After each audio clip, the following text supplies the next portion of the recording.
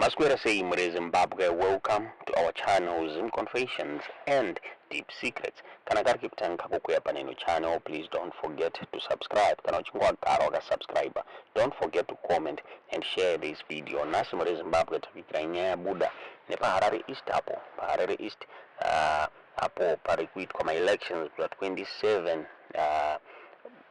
27 April by elections ayarukuitwa kufila vacant seats akasiwa na varasti Alan Makam muri Zimbabwe zvakare on the same day kune by elections arikuitwa ku Mount Pleasant uko kurikuitwa my elections arikufila vacant seat irasiwa na Fadzai Maere kwa kunomira mushe ku Harare East muri Zimbabwe. ZANU PF yaitwa meetings ayo zvakare an independent candidate uyo we blue movement anonzi Cheza akaita zvakare meetings nema campaigns avo muri Zimbabwe vakaclasha. These two vari kuclasha musi 27 April ZANU PF ne independent candidate uyo ari kusupportwa the blue movement iri kunzi YaChamisa muri Zimbabwe. Kwa kusinangomira mushe toti mugora mavideos ezvakaitika ikoko mubva matudza zvamuri kufunga pamusoro penyaya iyi mu comment section. President walipokale sakuti sengaita kapuwa mukana nekuti kuna vakaramba basa ku parliament vaifuwa kuti kune mari mu parliament vasaziva kuti nyaya yeparliament ine yekushandira vanhu vakasiyira basa murungu uyo anozivaka munhu ine yekuti akaona kuti hakuna mari mu parliament nobhadaiwa ikandisiya nazvo zvinhu izvi ikandisiye asi sezanu PF takati ibonus kwatiri sakapuwa mukana tikuti tinomonamisa MP weZANU PF anopasa mwenza zvichemo kuna minista weZANU PF minista wezamunapuresident weZANU PF makatora takavhotera munhu asina paakamira anonzi independent haana kwaanoripota zvichemo anoita zvinzwa hakuna kwaanozviendesa. Saka zvakare takazopuwa mukana kansela uyu anofana kuti weZANU PF kuitira kuti sabva kuna kansela weZANU PF toenda kuna MP weZANU PF toenda kuna president wei.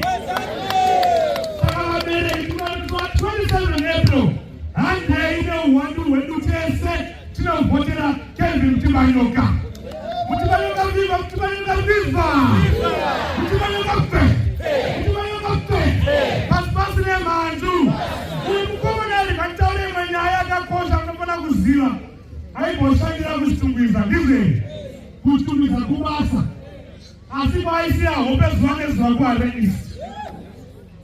Haleluya! Kuchitungwiza kupi kwaive kubasa asi kwaira zuva nezuva ndekupi uye zvakare mwana weZANU PF. Saka tiri kuti 27 April usarare wega uri mumba, usasiye vana vari vega mumba, ngatimudei tese. Kana warara mangwana womuka toenda tese amai mwana bauni takateedzana kuti ZANU PF iwine, Mutimanyoka awine, kuti ZANU PF iendere mberi nebasa ndizvo vamunangabvawo ye pasi nemhandu gara yenyu pasi. Tekupedzisira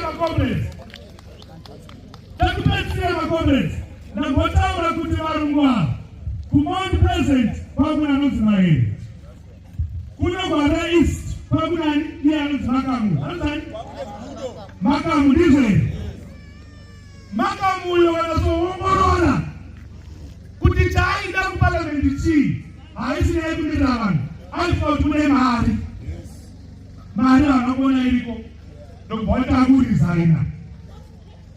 Saka tikutaura kuti yangu nekuti uyu Mutimanyoka makamusarudza uyu hamuna kusarudza iye masarudza ZANU PF. Kuti leadership iripo vatanenge varipo siyanaa kuti MP come here muri kuita seidzoka kuvanhu nekuti ZANU PF nevanhu chinhu chimwe chete. Saka ndokumbira pano komrade changu ndaona zvimwe zvandazvanishamisa pano madzimai ari pano akawanda. Women's League timbozvomberai maoko vamunangabvaoye nemhandu.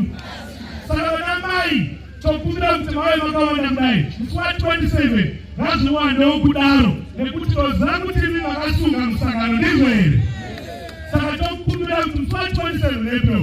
ngomnairi potete i1 nekuti Mutibanoka apinde muoffice. Unofana ngomuka musi wa27 kuchimba kuti tikati fambe fambe bvunza mweya bvunza mweya tikati fambe fambe bvunza mweya tikati fambe fambe bvunza mweya tikati fambe fambe omanzomwe makeleza kuna independent waboni tikati fambe fambe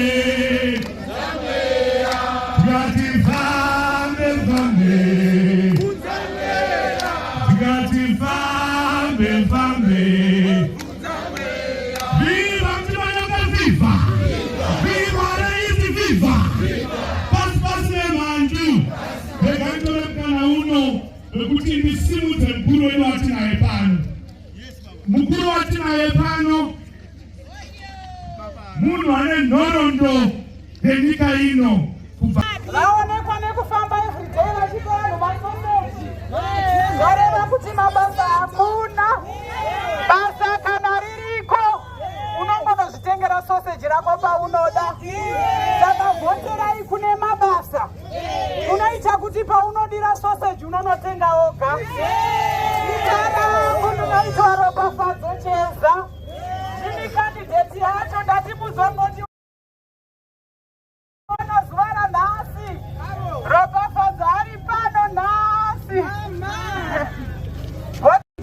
Sine urongwa hwekuklina nzvimbo yedu yeTafara.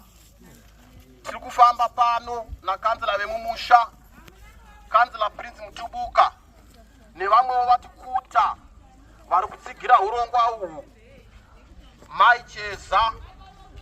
Maicheza Honorable MP vari kupinda paby-election remusi wa 27 April.